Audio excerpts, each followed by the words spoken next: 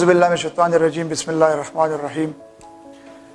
Dear students, previous lecture में मैंने discussion किया था role of liver in digestion of food. Role of liver in digestion of food. आज हम discussion कर लेंगे role of pancreas in digestion of food in duodenum. Duodenum में अपना कोई डाइजेस्टिव ग्लैंड नहीं है, यानी ड्यूडेनम में कोई डाइजेस्टिव सिक्रीशन नहीं होता कि वो फूड आइटम को डाइजेस्ट कर ले। लेकिन ड्यूडेनम के साथ दो लार्ज डाइजेस्टिव ग्लैंड अटैच है। प्रीवियस लेक्चर में मैंने डायग्राम भी बनाया था, डिस्कशन भी उस पर थोड़ा बहुत हो गया था कि पेंक्रियाज और लीवर जो है both are attach to the duodenum by hepatopancreatic duct. दोनों का सिक्रीशन हेपेटोपेंक्रियाटिक डक्ट के जरिए ड्यूडेनम को आता है। लीवर का रोल तो हो गया था। पेंक्रियाज जो है, the secretion of pancreas is known as what? It secrete pancreatic juice. अब पेंक्रियाटिक जूस में है क्या चीज? Composition of pancreatic juice. एक तो इसमें ये एमसीक्यूज याद रख ले कि per day secretion of P juice pancreatic juices कितना है? इसका बेस्ट ऑप्शन है 500 to 800 ml। This is the correct data। 500 to 800 ml milliliter of pancreatic juice is secreted per day। और गैस्ट्रिक जूस जो था वो पर मील था। हर खुराक के साथ जब आप खाना खाते हैं तो 400 से लेकर 800 ml सिक्रेट होता है। सिलाइवा जो था वो 1500 ml था। बाइल जो था वो 1100 मतलब 1000 ml था। और इसका पीच कितना है? PH of pancreatic juice is equal to 8। बहुत ज्यादा अल्कलाइन होते हैं। और पेंक्रियाटिक जूस और बाइल दोनों का secretion is under the control of secretin hormone. यानी जब स्टमक से एसिडिक फूड एंटर होता है ड्यूडेनम को, this is pancreas, this is liver. यहां पे गॉल ब्लैडर है, यहां पे पेंक्रियाज के सेंटर में पेंक्रियाटिक डक्ट है और ये बाइल डक्ट आया है। प्रीवियस लेक्चर में ये हमने किया था। ये दोनों डक्ट फिर कंबाइन हो गए, एक ही डक्ट बनाया जिसको हम कहते हैं हेपेटोपेंक्रियाटिक डक्ट। जो ये एसिडिक काइमी इधर से एंटर होता है इनटू ड्यूडेनम, तो इधर से इस cell in the wall of duodenum and jejunum, यहां तक ये ड्यूडेनम है ये और ये जगह ज्यूजेनम है। तो ज्यूजेनम और ड्यूडेनम के वॉल में इस सेल लगे होते हैं। इस cell secrete secretin hormone fireman which cause the release of bile and pancreatic juice from the pancreas and bile from the gall bladder of liver, और फिर वो डाइजेशन कॉज करता है। अब ये पेंक्रियाटिक जूस का ये है, लेकिन अब इसके पेंक्रियाटिक जूस में है क्या चीज? इसके कंपोजिशन में कौन सी चीजें हैं? एंजाइम्स है। एक इसमें होता है एमाइलेज, एक है प्रोटीएज, एक है लाइपेज। एमाइलेज का काम किया है, जितने स्टार्च है, अगर हमारे फूड में जितने स्टार्च हम गंदम का रोटी, चावल, आलू खाते हैं तो स्टार्च होते हैं, एमाइलेज के जरिए ये कन्वर्ट होगा किस चीज में?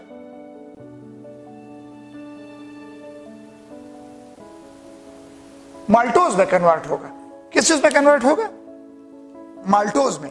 लेकिन साथ हम ये भी लिखते हैं कि सुक्रोज, लैक्टोज, ये सारे डाइसेकेराइड है। अब क्वेश्चन ये है कि आप लोग ये ना समझे कि ये स्टार्च जो है ये ब्रेक डाउन हो गया और ये माल्टोज तो दे दिया, लेकिन इसके साथ सुक्रोज, लैक्टोज, नो, ये डिपेंड करता है। Majority depend upon the food of human being. अगर हमने पाइनएप्पल वगैरह ये चीजें इस्तेमाल की है जिसमें सुक्रोज ज्यादा हो तो हमारे साथ फिर इधर सुक्रोज होगा। और अगर हमने दूध बहुत ज्यादा इस्तेमाल किया, मिल्क, तो फिर इसमें लैक्टोज होगा। लेकिन जो खुराक हम खाते हैं उस पर ज्यादातर चावल, आलू, कचालू, जवार का रोटी, गंदम का रोटी, ये सारी चीजें हैं, तो इसमें स्टार्च और स्टार्च कन्वर्ट होते हैं इनटू माल्टोज। लेकिन मैंने ये चीजें भी लिख दी है, अगर सक्रोज है तो उधर सुक्रोज आएगा, मिल्क आए हैं तो फिर इधर लैक्टोज आएगा। फिर ऑनवर्ड डाइजेशन इसका बाकी है। ये तो डाइसेकेराइड है, सिंपल फॉर्म तो नहीं है। प्रोटीएज क्या काम करेगा? अगर प्रोटीन है, प्रोटीन तो कुछ स्टमक में कन्वर्ट हुए थे into peptone, smaller chain of amino acid is peptone and dipeptide.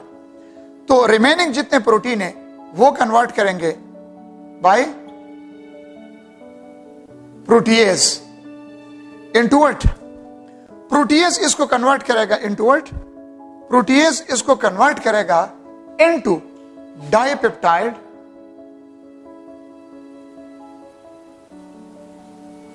And peptone.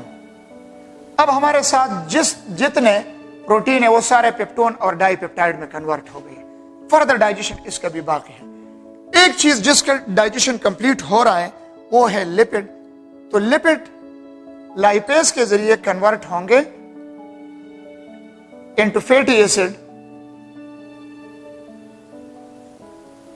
And fatty acid और ग्लाइसरॉल में। तो फैटी एसिड और ग्लाइसरॉल में ये कन्वर्ट होंगे। तो जब ये फैटी एसिड और ग्लाइसरॉल में कन्वर्ट होगा तो mean the digestion of lipid is completed, क्योंकि the simplest form of lipid is fatty acid and glycerol. तो ये कंप्लीट हो गया। अगर क्वेश्चन आ गया the digestion of lipid is completed in which one portion of digestive system? In the duodenum. Duodenum में complete करेगा। किसके जरिए कंप्लीट होगा? लाइपेज के जरिए। इसी तरह प्रोटीएज जो क्या काम करेगा? डाइपेप्टाइड और पेप्टोन प्रोड्यूस करेगा। स्टार्च कन्वर्ट होकर maltose by the action of amylase. किसी ने पाइनएप्पल वगैरह ऐसे खुराक खाया कि उसमें सक्रोज हो तो इधर सुक्रोज आएगा, किसी ने दूध पिया है तो इधर लैक्टोज आएगा। This is the action of pancreatic juice on food item. लेकिन पैंक्रियाज फिर सेकेंडरी ज़ूलॉजी में आप लोगों के डिटेल में उधर है, उसके ये प्रोटीएज एंजाइम में ये चीज लिखा है प्रोटीएज एंजाइम में कि उधर प्रोटीएज इन लोगों ने ये प्रोटीएज एंजाइम तो मैंने सिर्फ प्रोटीएज लिखा, लेकिन आप लोग ये प्रोटीएज न लिख लें। प्रोटीएज तो है लेकिन कौन सा प्रोटीएज है? ट्रिप्सिनोजिन है। ट्रिप्सिनोजिन नहीं, ट्रिप्सिनोजिन इनएक्टिव है लेकिन इसका एक्टिव फॉर्म क्या है? Trypsin by the action of enterokinase. ये एंटीरोकाइनेज कहां से रिलीज होता है? The enterokinase enzyme is release by the wall of the duodenum. Wall of the duodenum release enterokinase. Wahid enzyme है कि वॉल ऑफ द ड्यूडेनम से release होता है एंटीरोकाइनेज, लेकिन फंक्शन क्या है? फूड आइटम को डाइजेस्ट नहीं करता। Conversion of inactive trypsinogen into active trypsin occur by the action of duodenal enterokinase enzyme. Which of the following convert the trypsinogen into trypsin? Duodenal enterokinase. Duodenal enterokinase convert which one inactive enzyme into which one active form? तो trypsinogen into trypsin, trypsin active form है। और फिर trypsin ये काम करेगा, ये protein है तो ट्रिप्सिन इसके ऊपर ये काम करेगा कि ट्रिप्सिन इसको कन्वर्ट करेगा डाइपेप्टाइड और पेप्टोन। अच्छा, तो बात में ये कर रहा था कि ये पैंक्रियाज के जो प्रोटीएज एंजाइम है उसमें ये है ट्रिप्सिन, इसका प्रिंसिपल एंजाइम है ट्रिप्सिनोजिन। ट्रिप्सिनोजिन के अलावा इसमें ये बुक में आगे पैंक्रियाज के टॉपिक में दिया है काइमोसिन है या काइमोट्रिप्सिनोजिन, काइमोट्रिप्सिन, इलास्टेज है, इलास्टेज और कार्बोक्सी पेप्टाइडेज, कार्बोक्सी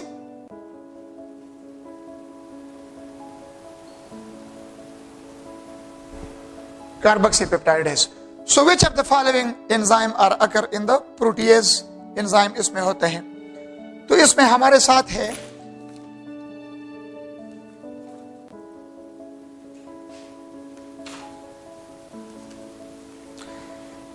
इनमें से आप लोग ये नोट कर ले कि मतलब ट्रिप्सिनोजिन है, काइमोट्रिप्सिन है, ट्रिप्सिनोजिन, काइमोट्रिप्सिन, इलास्टेज और कार्बोक्सी पेप्टाइडेज। लेकिन इन सब ये सारे प्रोटीएजेस है, इनमें से प्रिंसिपल प्रोटीएज एंजाइम कौन सा है? ट्रिप्सिनोजिन। जब ये एक्टिवेट होता है ड्यूडेनल एंटीरोकाइनेज एंजाइम के जरिए इनटू ट्रिप्सिन, फिर ट्रिप्सिन की वजह से काइमोट्रिप्सिन भी एक्टिवेट होता है, इलास्टेज भी और कार्बोक्सी पेप्टाइडेज भी। मेन एंजाइम ये है trypsinogen, what is the function of chymotrypsin? Chymotrypsin का काम है टू कन्वर्ट, मतलब काज partial breakdown of polypeptide chain. Partial breakdown of polypeptide chain caused by chymotrypsin. Elastase elastic protein पे एक्शन करता है, इलास्टिक प्रोटीन के ऊपर यानी इलास्टिन प्रोटीन के ऊपर इलास्टेज काम करता है। कार्बोक्सी पेप्टाइडेज ये हैं, कार्बोक्सी पेप्टाइडेज, कार्बोक्सिल एंड पे जो पेप्टाइड बॉन्ड होता है, पॉलीपेप्टाइड चेन में जो कार्बोक्सिल एंड पे जो पेप्टाइड बॉन्ड होता है, that one peptide bond will be break down by carboxypeptidase. तो ये आप लोगों के साथ पेंक्रियास के प्रोटीएज एंजाइम का ये एक लिस्ट है, मेन इसमें प्रोटीएज है। और इधर मैंने लिखा है आप लोगों के बुक में एक दो वर्ड और भी दिया है, एक का नाम है डेक्स्ट्रिन। डेक्स्ट्रिन, डेक्स्ट्रिन, डेक्स्ट्रिन क्या चीज है? Smaller chain of starch. और दूसरा क्या है? डेक्स्ट्रिन के बाद है माल्टोट्रायोज। माल्टो जनरलाइज चीज है, माल्टोट्रायोज कंटेन 3 ग्लूकोज। जिस तरह माल्टोज में तो 2 ग्लूकोज है, एक माल्टोट्रायोज भी प्रोड्यूस होते हैं। यानी ये स्टार्च का जब ब्रेक डाउन होता है तो स्टार्च के ब्रेक डाउन में माल्टोज भी आता है, माल्टोट्रायोज भी आते हैं, डेक्स्ट्रिन भी आते हैं, स्मॉलर चेन ऑफ स्टार्च। तो ये जनरल चीजें थे, आप लोग ज़हन में डाल दे। तो डिस्कशन हमारा ये कंटिन्यू था कि जब खुराक कायमी थोड़ा थोड़ा स्टमक से ड्यूडेनम में एंटर होता है तो इधर से लीवर से बाइल आता है, पैंक्रियास से पैंक्रियाटिक जूस। बाइल तो make the food alkaline, pancreatic juice भी make the food alkaline. Bile का काम यह है कि बाइल का काम दूसरा यह है कि it cause emulsification of lipid, और पैंक्रियाटिक जूस का काम यह है कि अगर स्टार्च है एमाइलेज के जरिए कन्वर्ट होगा इनटू माल्टोज, सुक्रोज, लैक्टोज है। प्रोटीन के ऊपर ट्रिप्सिन काम करेगा, डाइपेप्टाइड पेप्टोन, और लिपिड के ऊपर लाइपेज काम करेगा। और लिपिड का डाइजेशन तो कंप्लीट हो गया, लेकिन प्रोटीन का बाकी है और कार्बोहाइड्रेट का, क्योंकि कार्बोहाइड्रेट सिंपल फॉर्म ग्लूकोज जब आ जाए तो हम कहेंगे कि चलो कंप्लीट हो गया, और प्रोटीन का जब अमाइनो एसिड आएंगे तो हम कहेंगे कि प्रोटीन का डाइजेशन भी कंप्लीट हो गया। और लिपिड का तो simple form fatty acid, glycerol, the digestion of lipid completed in the duodenum. Now, the food material undigested along with the digested, it will enter to the second portion of the intestine which is known as what? Duodenum. क्या कहते हैं उसको? Duodenum.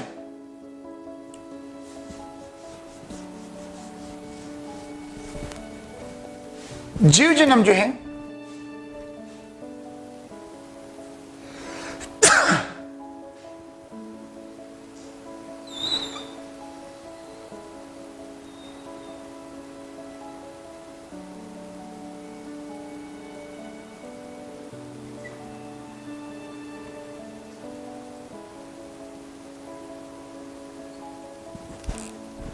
ये चीज़ें मिटाते हैं, इसकी ज़रूरत नहीं है।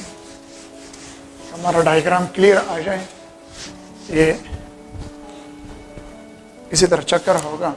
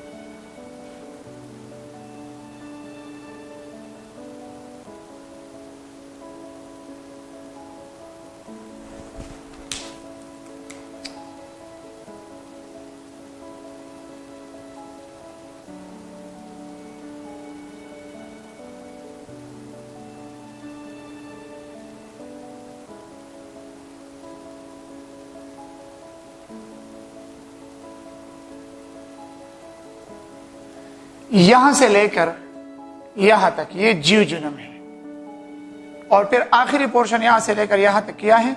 इलियम है। What happened the food material in the ileum? So digestion in ileum. Ileum में डाइजेशन किस तरह होता है? इलियम नहीं, सारे जीवजनम.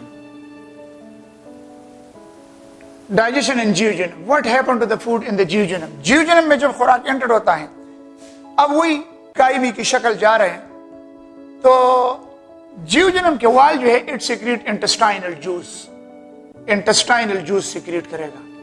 ये इंटेस्टाइनल जूस जो है, इसमें कौन से एंजाइम है?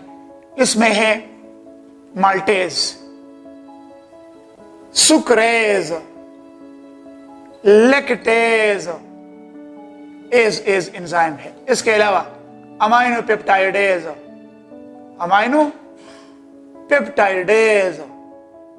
एरिप्सिन.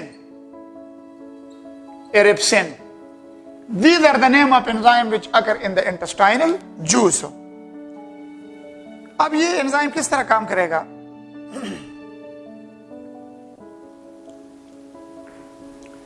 सबसे पहले माल्टोज है, तो माल्टोज के ऊपर कौन काम करेगा? माल्टेज काम करेगा. As convert into glucose plus glucose. Complete हो गया, सिंपल फॉर्म है. अगर किसी के इंटेस्टाइन में सुक्रोज है, उसके ऊपर सुक्रेज का काम करेगा. Sucrase convert into glucose plus fructose. ये भी सिंपल फॉर्म है. इसके अलावा लैक्टेज, अगर किसी ने मिल्क यूज किया है, लैक्टोज है उसमें, इसके ऊपर काम करेगा लैक्टेज, और ये प्रोड्यूस करेगा क्या चीज? Glucose plus galactose. तो वंस अगेन वही same chapter number 2 first year carbohydrate वाले चैप्टर में ये चीजें हैं. Maltose convert to glucose, glucose by maltase. Sucrose convert by sucrase into glucose plus fructose. Lactose convert by lactase into glucose plus galactose. The digestion of carbohydrate it's totally complete. अब इसके बाद protein है. तो सबसे पहले peptone जो है, जितने पेप्टोन्स है, पेप्टोन्स अमाइनो पेप्टाइडेज के जरिए कन्वर्ट होंगे. अमाइनो पेप्टाइडेज ये कन्वर्ट करेगा इनटू डाइपेप्टाइड्स. सारे डाइपेप्टाइड्स है.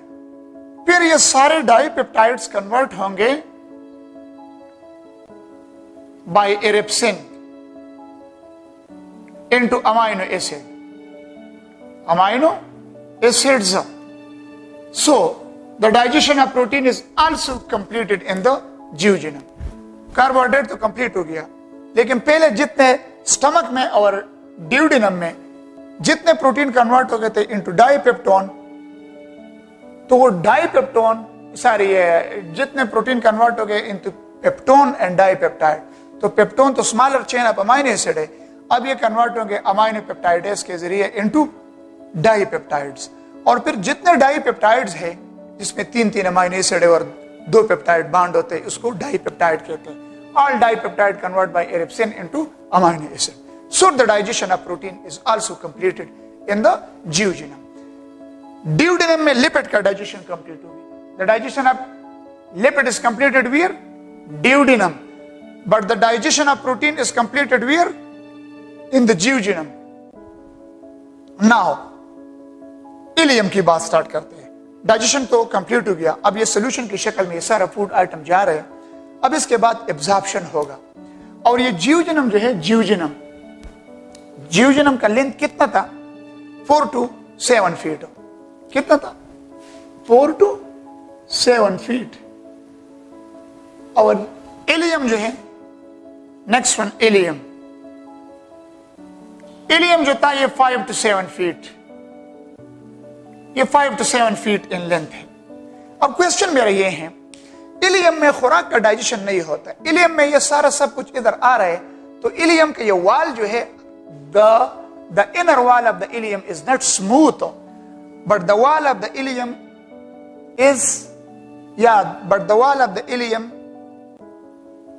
it possesses ridges, wrinkle, folds, which is known as what? Rugae.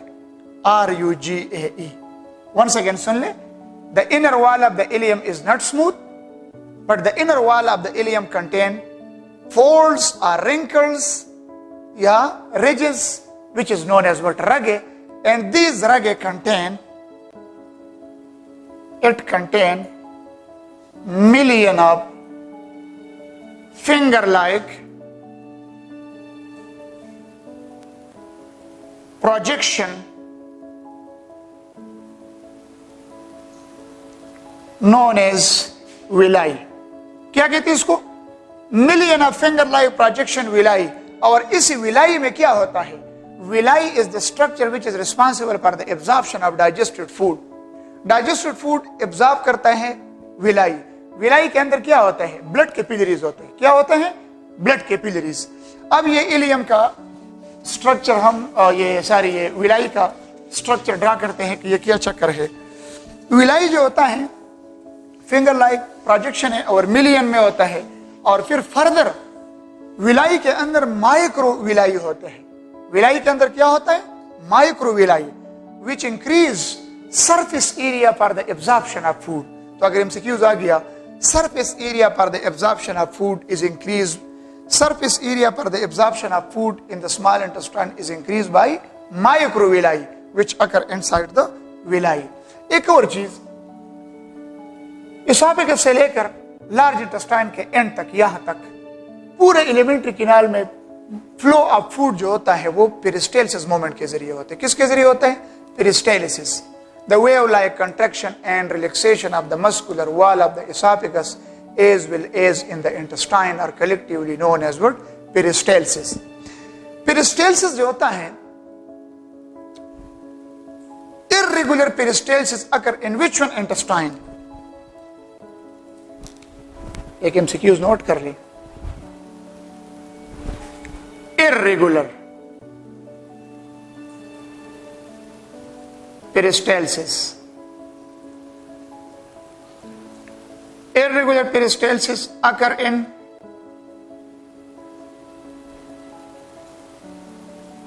Best option इसके साथ फ्रंट पे लिखता हूं, स्मॉल इंटेस्टाइन.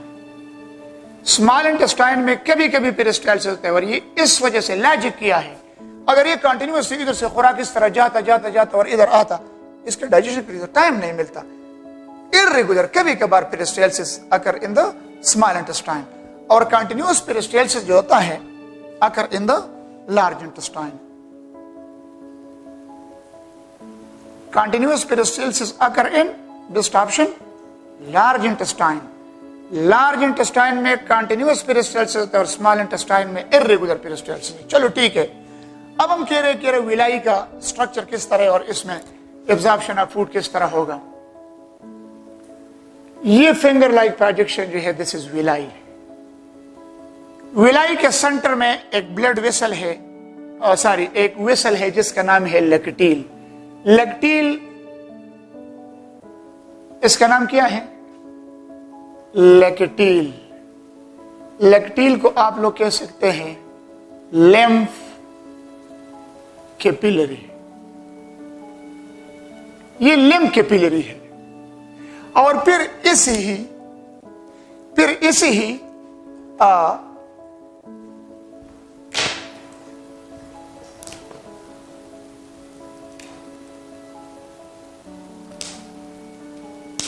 इसमें चेंज किए, फिर हम इसमें गलत होते हैं. कौन सा? चलो, फिर इसी ही लैक्टील के इर्द गिर्द ब्लड कैपिलरीज होता है. ये रेड कलर के एक एक लाइन में ड्रा कर रही है, क्या चीज है? These are blood capillaries. What are these? Blood capillaries. Blood capillaries. अब क्वेश्चन ये है कि what is the function of lacteal lymph capillary. Lymph अगर आप लोग नहीं जाते, इंशाल्लाह कल मतलब नेक्स्ट लेक्चर में आप लोगों को लिम्फ का डिस्कशन आएगा कि लिम्फ क्या चीज है. सर्कुलेटरी ट्रांसपोर्ट सिस्टम में आएंगे, ह्यूमन सर्कुलेटरी सिस्टम में. अब जनाब, लिम्फ कैपिलरी और ब्लड कैपिलरी में फर्क यह होता है कि लिम्फ कैपिलरी जरा वाइड होते हैं as compare to the blood capillary. Blood capillary बहुत थिन होते हैं, बहुत थिन, और इसमें पोर्स भी बहुत थिन होते हैं. लेकिन ये lymph capillary as compare to blood capillary, the lymph capillary are large size and having large pores comparison wise. तो याद रख ले, larger fatty acid, larger fatty acid and glycerol absorb. तो विलाई में विलाई में लेक्टिल होता है और ब्लड कैपिलरीज होता है। अब क्वेश्चन ये है कि what is the function of lacteal and what is the function of blood capillaries. तो लेक्टिल का फंक्शन ये है कि larger fatty acid and glycerol is absorbed by lymph capillaries, या जिसका नाम है लेक्टिल। लेक्टिल या लिम्फ कैपिलरीज जो है ये लार्जर फैटी एसिड और ग्लाइसेरॉल को एब्जॉर्ब करता है। और जो स्मॉलर मॉलिक्यूल जिस तरह फॉर एग्जांपल अमाइनो एसिड है, ग्लूकोज है, मिनरल्स है, vitamin, all this thing are absorbed by the blood capillaries. फिर अगर आप लोग ये कहते हैं कि ये लिम्फ कैपिलरीज जो है लेक्टिल, इसने जब फैटी एसिड और ग्लाइसेरॉल एब्जॉर्ब किया तो फिर ये किधर जाएगा? तो फैटी एसिड और ग्लाइसेरॉल जब एब्जॉर्ब करेगा तो फैटी एसिड और ग्लाइसेरॉल फिर इस सारे लेक्टिल से फिर हमारे लिम्फेटिक सिस्टम को जाता है और लिम्फेटिक सिस्टम से फिर इस शोल्डर रीजन में ब्लड वेसल के साथ कंबाइन हो जाते हैं। तो ये डिस्कशन जो है नेक्स्ट चैप्टर में आएगा, लिम्फेटिक सिस्टम में ये किस्से आएंगे। मतलब शॉर्टकट यूज ये जहन में डाल दे कि लिम्फ कैपिलरी से ये सारे चीजें लिम्फेटिक सिस्टम में जाते हैं और लिम्फेटिक सिस्टम से फिर ब्लड वास्कुलर सिस्टम में एंटर होता है। लेकिन जो ब्लड कैपिलरीज है, all the blood capillaries combine and they form hepatic portal vein. Hepatic portal vein जो है ये transport food, lead and blood to liver. मतलब ये है खुराक से भरा हुआ खून, फूड, लेड एंड ब्लड, खुराक से भरा हुआ खून हेपेटिक पोर्टल वेन किधर ले जाएगा? लीवर। अगर आप लोग कहते हैं कि लीवर क्यों ले जाता है, ये हार्ट को क्यों नहीं जाता? अगर खुराक से भरा हुआ खून सबसे पहले हार्ट को चला गया, ये हार्ट को डैमेज कर सकता है, इसमें टॉक्सिन भी हो सकता है, इसमें एक्स्ट्रा फूड भी हो सकता है। तो इस वजह से अल्लाह ताला ने ये निजाम रखा है कि सबसे पहले ये केमिकल फैक्ट्री लीवर को जाएगा। लीवर में इससे डिटॉक्सिफिकेशन होगा, टॉक्सिक चीजें डिटॉक्सिफाई होगा by means of special type of macrophages which is known as what? Kupffer cell, KUPFFER, Kupffer cells. और डिटॉक्सिफिकेशन के अलावा एक्स्ट्रा फूड लीवर में इससे स्टोर्ड होता है। समझ आ गया? तो आप लोगों के साथ डाइजेस्टेड फूड जो है ब्लड में शामिल हो गया और ब्लड फिर इसको लीवर को ले जाएगा और लीवर से फिर हार्ट और हार्ट से लंग्स और लंग से फिर हार्ट, फिर सारे बॉडी पार्ट्स को। तो सर्कुलेशन तो खैर ये चैप्टर नहीं, तो सिर्फ डाइजेशन का है, सर्कुलेशन के पॉइंट है, फिर आगे डिस्कशन में आएंगे। तो अब जनाब डाइजेस्टेड फूड तो चला गया, कुछ ना कुछ जिस तरह मैंने आप लोगों को कहा, कुछ ना कुछ फिर भी थोड़ा बहुत ग्लूकोज, अमाइनो एसिड, इलेक्ट्रोलाइट्स और वाटर फिर भी रह गए हैं अनडाइजेस्टेड रेजिड्यू में, वो अब लार्ज इंटेस्टाइन के वाल में एब्जॉर्ब होगा। अब क्वेश्चन हमारे ये है कि स्टार्ट लेते हैं लार्ज इंटेस्टाइन। स्मॉल इंटेस्टाइन का किस्सा खत्म हो गया, लार्ज इंटेस्टाइन, फिर इसके बाद चैप्टर इंशाल्लाह वाइंड अप होगा। तो डायग्राम होगा, ये यही डायग्राम है कि इसको हमने अभी लार्ज इंटेस्टाइन के लिए भी यही फिगर इस्तेमाल करना है। तो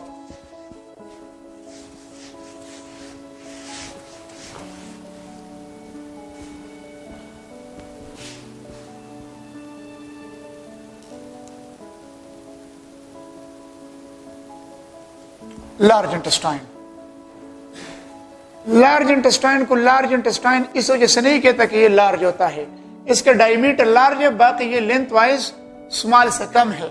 लॉन्गेस्ट सेक्शन स्मॉल है, 17 फीट इन लेंथ होता है, ठीक है ना। अब हम आते हैं लार्ज इंटेस्टाइन। तो लार्ज इंटेस्टाइन जो है इसके पोर्शन ये हैं, इलियो सीकल वॉल। ये इलियोसीकल वॉल जो है it is the junction between the small intestine ileum and the large intestine caecum. ये जंक्शन जो है इसका नाम है इलियोसीकल वॉल। इसका नाम क्या है? इलियोसीकल वॉल। मैंने ICV लिख लिया, I का मतलब इलियो, C का मतलब सीकल, V का मतलब वॉल, इलियोसीकल वॉल। फिर इसके बाद है सीकम। सीकम जो है 5 to 8 सेंटीमीटर इसका साइज है। फिर इसके बाद है अपेंडिक्स। सीकम के साथ क्या चीज? एक लोथड़ा सा वेस्टिजियल ऑर्गन है अपेंडिक्स। अपेंडिक्स जो होता है ये 8 to 10 सेंटीमीटर तक होता है लेंथ में, या अगर इंचेस में लेते हैं तो 3 to 4 इंचेस होता है। कितना होता है सेंटीमीटर में? इतना, या 3 to 4 इंचेस। फिर इसके बाद है कोलान। कोलान फिर 4 किस्म का है। एक है असेंडिंग कोलान, एक होता है ट्रांसवर्स, एक कोलान है डिसेंडिंग, और नेक्स्ट वन है सिग्माइड कोलान। दीज आर 4 किस्म के। डिसेंडिंग ये जगह है, इसके अंदर मैं लिख रहा हूं ए कोलान। ए कोलान का मतलब है डिसेंडिंग कोलान, इसका मतलब है ट्रांसवर्स कोलान, इसका मतलब है डी कोलान, डिसेंडिंग कोलान। फिर यहां से लेकर यहां तक ये क्या है? सिग्माइड। और लास्ट वन जो है फिर इसमें क्या है? रेक्टम है, मतलब इधर से कंटिन्यू है ना, रेक्टम। फिर उसके बाद है एनल केनाल, और फिर उसके बाद है एनस। क्या चीज है? Anus, that is the end portion. तो ये रेक्टम ये जगह है, ये एनल केनाल है,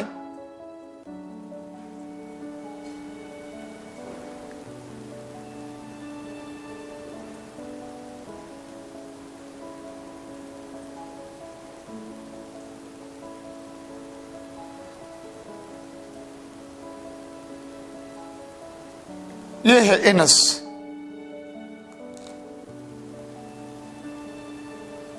ये है एनस।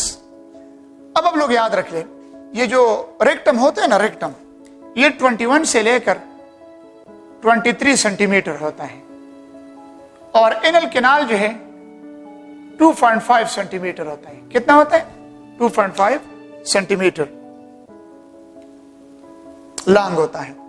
अब क्वेश्चन, जब ये undigested food residue irregular peristalsis के जरिए एंटर्ड होगा into this one portion, undigested residue along with some useful substances, जब ये इधर आएगा, सीकम जो होता है, सीकम हर्बिवोरस एनिमल में इसी सीकम के अंदर बैक्टीरिया होता है which produce cellulose enzyme for the digestion of cellulose.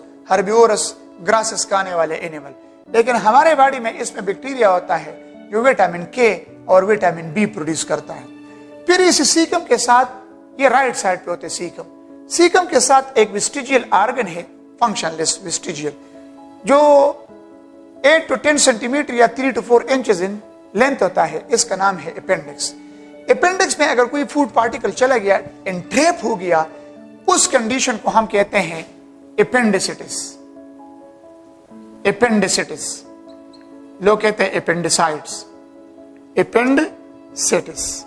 The painful condition of appendix is known as what? Appendicitis. और अगर ये appendix burst up हो गया, bursting of appendix is known as what? Peritonitis. और पूरे वो खतरनाक होते हैं, मतलब death can also occur. Death can also occur due to the rupturing of appendix. Peritonitis which can lead to death. अब जनाब फूड मटेरियल डिसेंडिंग कोलान में पेरिस्टाल्सिस के जरिए, कंटिन्यूअस पेरिस्टाल्सिस के जरिए होते हैं, राइट साइड पे होते हैं। ट्रांसफर कोलान बिल्कुल सेंटर ऑफ एब्डोमेन पे होता है। डिसेंडिंग कोलान सिग्माइड ये लेफ्ट साइड पे होता है। जब ये इधर लार्ज इंटेस्टाइन, इसी कोलान के वाल जो है, स्पेशली इलेक्ट्रोलाइट्स, ग्लूकोज और अगर अमाइनो एसिड है और वाटर, ये एब्जॉर्ब करेगा वाल ऑफ द कोलान। जब ये सिग्माइड कोलान तक पहुंच गया तो इसने सॉलिड शक्ल इख्तियार की, जिसको क्या कहते हैं? फीकल डिस्चार्ज या फीसिस, FAECES, फीसिस।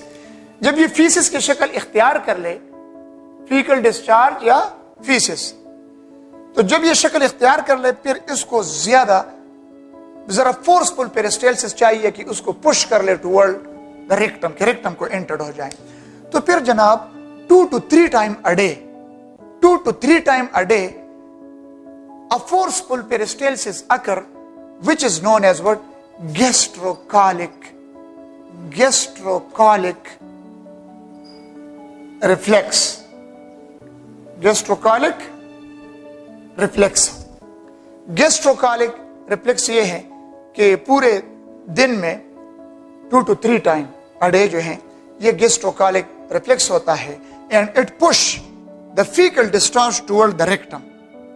जब रेक्टम इससे भर जाता है तो इधर फिर 2 किस्म के मसल होते हैं, एक इनर स्फिंक्टर मसल है और एक आउटर स्पेंक्टर मसल, ये आउटर इसे इनस के सिरे पे लगे, इधर इनल किनाल के इस सिरे पे, और एक इसे रेक्टम के इसी माउथ में लगे हैं, ये इनर है, और जो आउटर है वो इधर लगे हैं नीचे। When the rectum is filled up with fecal discharge, तो ये नर्वसली कंट्रोल है, तो फिर इसके ये स्पेंक्टर मसल जो है ये कंट्रैक्शन रिलैक्सेशन स्टार्ट करते हैं, और then we feel defecation reflex, जो बंदा फिर जो है ना डिफेक्शन के लिए कंसर्न जगह को जाते हैं, और फिर वो एक्सक्रीशन मतलब इजेशन करता है। लेकिन छोटे बच्चों में ये अमल जो है ये उन लोगों के मतलब छोटे बच्चों के अंडर कंट्रोल नहीं होता। जो ये रेक्टम भर जाते हैं सो बच्चों का इस पे कोई कंट्रोल नहीं होता, और इसी ही से मतलब बच्चों से ये फीकल डिस्चार्ज जो है इधर से निकलते हैं। लेकिन बच्चों में टॉयलेट हैबिट डालने से थोड़ा थोड़ा स्लोली ग्रेजुअली इसका ये मतलब इस पे कंट्रोल आ जाता है। और जो बड़े हैं, बड़े लोगों में, एडल्ट में भी कभी कभी ये स्पेंक्टर मसल जो होते हैं रेक्टम में ये कंट्रोल से बाहर हो जाते हैं, और फिर उससे फीकल डिस्चार्ज निकलता है। तो बड़ों में ये कब निकलते हैं? इंटेंस फ्राइट मीन खौफ, बहुत ज्यादा डर की हालत में ये स्पेंक्टर मसल जो है ये लूज हो जाते हैं। अगर आप लोगों ने ये पठानों के मुआशरे में आप लोगों ने ये चीज सुना होगा, खलक वही कहने चला का वही दुमर में यारवलो सम गलत बैदली उदा से खलक वही कहना वही दुमर में यारवलो सम गलत बैदली उदा बोले, ये यही चीज है कि ये स्पेंक्टर मसल फिर लूज हो जाते हैं, स्पेंक्टर भी लूज हो जाते हैं, और जो यूरिनरी ब्लैडर होते हैं उसमें यूरिनरी स्पेंक्टर मसल वो भी लूज हो जाते हैं, और फिर दोनों किस्म के छोटे बड़े पेशाब दोनों फिर निकल जाते हैं। So that is the action of sphincter muscle.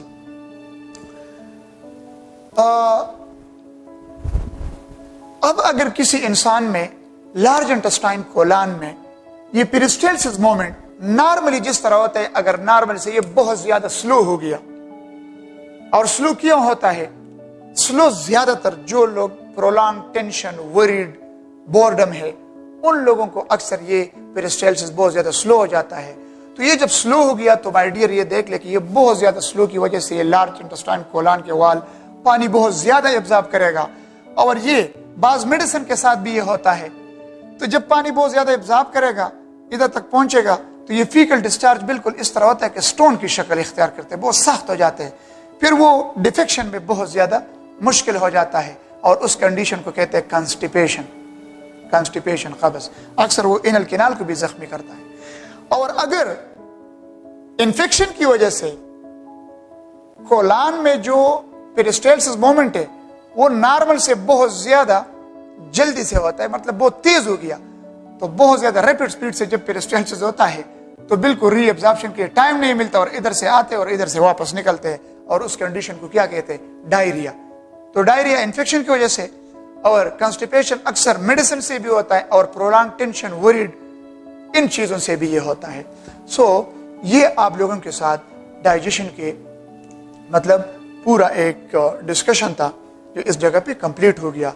अब आप लोगों के इस चैप्टर में पेंक्रियाज दिया है, तो पेंक्रियाज का डिस्कशन मैंने ऑलरेडी इधर आप लोगों को इस चैप्टर में कंप्लीट किया, और आप लोगों के सेकेंडरी ज़ूलॉजी में भी आप लोगों के थर्ड चैप्टर वो हार्मोनल वाले चैप्टर जो है, क्योंकि पेंक्रियाज डुअल नेचर वाला ग्लैंड है, बोथ एक इज एक्सोक्राइन ग्लैंड और एंडोक्राइन ग्लैंड। तो exocrine portion of the pancreas 80% है, और 20% पोर्शन इसका एंडोक्राइन है। तो ये आप लोगों के उधर डिटेल में अवेलेबल है। बाकी इस चैप्टर में डिजीज दिए हैं,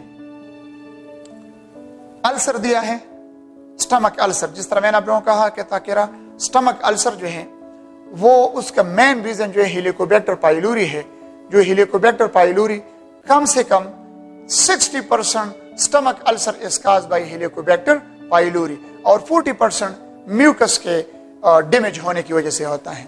ठीक है, फिर इसके बाद दिया है वो ओबेसिटी है, सिंपल है, देख ले उसमें। इसके अलावा है एनोरेक्सिया नर्वोसा और बुलिमिया। लेकिन मेन चीज जो इसमें एमसीक्यूज जिससे आता है वो है बॉडी मास इंडेक्स, बीएमआई, और उसके जो वैल्यू है वो वैल्यू आप लोगों ने याद रखना है। फॉर एग्जांपल मैं इधर मेंशन करता हूं, आप लोगों के बुक में भी होगा चार्ट, क्योंकि ये डायरेक्ट एमसीक्यूज में ये चीजें देते हैं कि मतलब बीएमआई जो है बॉडी मास इंडेक्स वो कैलकुलेट करना तो अलग बात है, लेकिन इसका जो नॉर्मल वैल्यू है,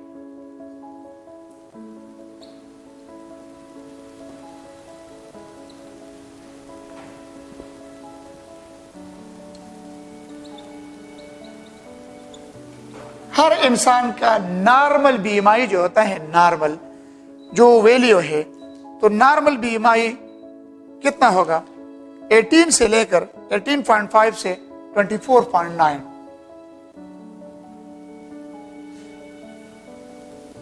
टू 24.9 ये नॉर्मल वैल्यू है। अगर किसी इंसान के बीएमआई वो कैलकुलेट कर ले, अपना हाइट और वेट और ये सब कुछ कैलकुलेट कर, उसका बीएमआई इधर आ गया, अगर इस रेंज में है 18 से लेकर 24.9 तक, तो ही और शी उसका बीएमआई नॉर्मल होगा। लेकिन अगर किसी इंसान का बीएमआई जो है वो 25 से 29 तक है, तो वो ओवरवेट है। ओवरवेट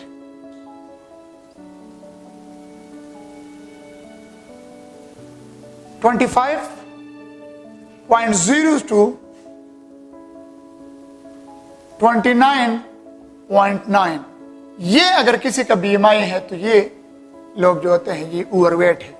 ओवरवेट भी मतलब उसको फिर प्रिकॉशन करना चाहिए, अपने आप को कंट्रोल करेगा। लेकिन अगर इस 29 से भी आगे चला गया तो वो फिर ओबेसिटी होगा।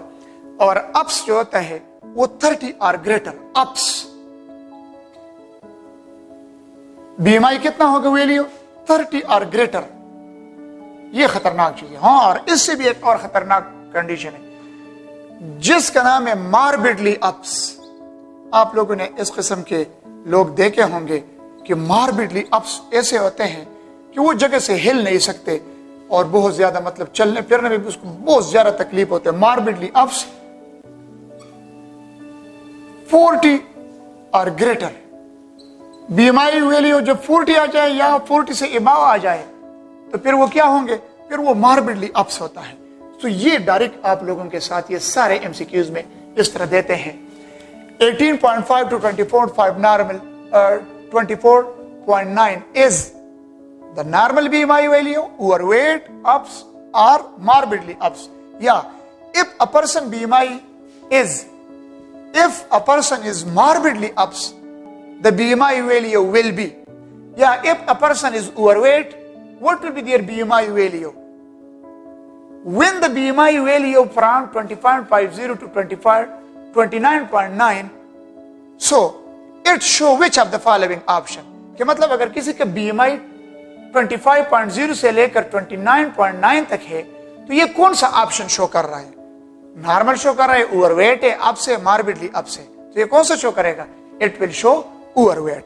और इसका कैलकुलेट करने का तरीका क्या है?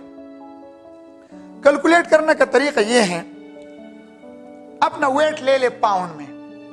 वेट किस चीज में ले ले? तरीकाकार ये है, वेट इन पाउंड्स, किलोग्राम में ले ले, फिर आप लोग उसको अपने फार्मूले पाउंड में कन्वर्ट कर ले। जब आप लोग इसमें ले ले तो फिर क्या कर ले? इसको मल्टीप्लाइड कर ले विथ 7.0 एंड मल्टीप्लाई विथ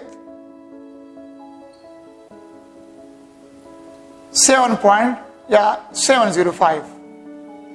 इससे कोई वैल्यू आएगा 705 जिसके साथ मल्टीप्लाइड कर ले।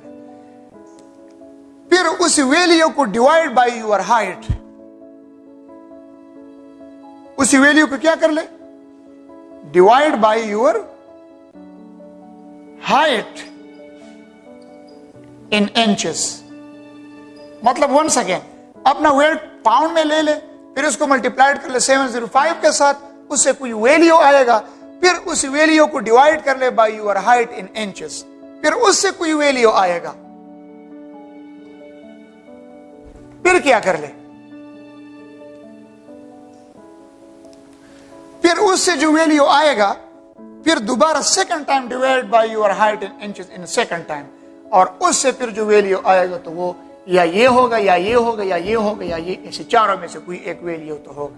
खुद आप लोग कैलकुलेट कर ले, अपना वेट ले ले पाउंड में, फिर उसको 705 के साथ मल्टीप्लाइड कर ले, फिर उसको डिवाइड कर ले अपने हाइट इन इंचेस में, उससे जो वैल्यू आएगा उसको दोबारा अपने हाइट इन इंचेस में डिवाइड कर ले, तो उससे जो वैल्यू आएगा वो आप लोगों का कंसर्न भी माया होगा।